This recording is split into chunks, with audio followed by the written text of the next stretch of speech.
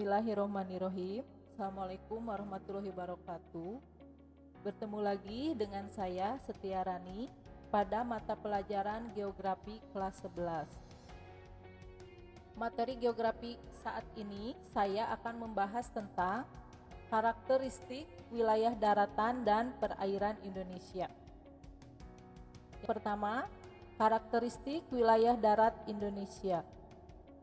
Karakteristik di wilayah daratan merupakan bagian dari permukaan bumi yang tidak digenangi air dan berbentuk padat. Wilayah daratan di Indonesia memiliki tanah yang subur karena curah hujan yang teratur dan banyak terdapat gunung berapi. Yang kedua, karakteristik perairan Indonesia. Karakteristik di wilayah perairan merupakan bagian dari permukaan bumi yang digenangi air. Nah, wilayah darat Indonesia ada 3, yaitu yang ke-1 dataran tinggi atau plateau, yang kedua dataran rendah, yang ketiga pesisir. Dataran tinggi atau plateau yaitu dataran yang luas terletak pada ketinggian lebih dari 600 meter di atas permukaan laut. Dataran tinggi berada di daerah pegunungan atau dikelilingi oleh bukit-bukit sehingga udaranya sangat dingin dan segar. Dataran tinggi banyak dimanfaatkan sebagai lahan perkebunan, yaitu perkebunan teh, kopi, bunga, dan sayuran. Contoh dataran tinggi adalah dataran tinggi Dieng di Jawa Tengah, dataran tinggi Priangan di Jawa Barat, dataran tinggi Brastagi di Sumatera Utara, dan dataran tinggi Kerinci di Sumatera Barat. Yang kedua, dataran rendah. Dataran rendah merupakan wilayah dataran yang relatif datar, luas dan memiliki ketinggian kurang dari 200 meter di atas permukaan laut. Dataran rendah cocok dijadikan wilayah pertanian, perkebunan, peternakan, industri, dan sentra bisnis. Dataran rendah di wilayah Indonesia membentang sepanjang Pulau Sumatera, Sulawesi, Kalimantan, Jawa, Bali, Papua, dan Nusa Tenggara. Dan yang terakhir yaitu daerah pesisir. Pantai adalah wilayah perbatasan antara daratan dan lautan. Pantai bisa berbentuk landai atau curam. Pantai landai umumnya terdapat di pantai utara Pulau Jawa, yaitu di Ancol di Jakarta Utara. Sedangkan pantai curam banyak terdapat di selatan Pulau Jawa, yaitu Pantai Pacitan di Jawa Timur. Nah, sekarang kita masuk ke wilayah perairan Indonesia. Wilayah perairan Indonesia ada 5, yaitu yang pertama danau, yang kedua sungai, 3 laut, 4 rawa, dan yang kelima samudra.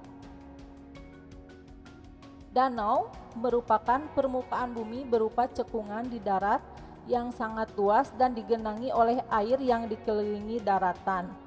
Danau dimanfaatkan sebagai irigasi, tempat memelihara ikan, persediaan air dan objek wisata. Jenis danau ada 4, yaitu yang pertama danau vulkanik, yaitu danau yang terbentuk dari letusan gunung berapi. Kedua, danau tektonik, yaitu danau yang terbentuk disebabkan adanya pergeseran lempeng. 3, danau buatan atau waduk, yaitu danau yang sengaja dibuat dengan membendung aliran sungai. Serta yang keempat, danau alam merupakan danau yang terbentuk oleh peristiwa alam. Nah, yang kedua ada sungai. Nah, sungai merupakan bagian dari permukaan bumi yang rendah. Aliran air mengalir dari dataran tinggi menuju dataran rendah dan bermuara di laut. Sungai dimanfaatkan sebagai irigasi, sarana transportasi, listrik, perikanan, olahraga, rekreasi, mengangkut kayu hasil penebangan, dan pasar terapung. Yang ketiga, laut. Laut merupakan bagian permukaan bumi yang luas, digenangi air yang dalam dan paling rendah. 2/3 wilayah Indonesia adalah laut, tetapi kondisinya kurang terjaga. Yang keempat, rawa, yaitu tanah yang rendah, umumnya di daerah pantai dan digenangi air. Banyak terdapat tumbuhan air. Rawa terbentuk secara alami. Genangannya dapat bersifat musiman ataupun permanen. Indonesia memiliki lebih dari 23 juta hektare rawa. Dan yang terakhir itu samudra. Samudra merupakan perairan yang luasnya melebihi luas laut dan memiliki kedalaman lebih dari 1000 meter. Wilayah Indonesia diapit oleh dua samudra, yaitu Samudra Pasifik dan Samudra Hindia. Manfaat adanya samudra menyebabkan iklim yang menguntungkan, yaitu tidak terlalu panas pada siang hari dan tidak terlalu dingin pada malam hari. Nah, anak-anakku sekalian, materi saat ini Ibu cukupkan sekian.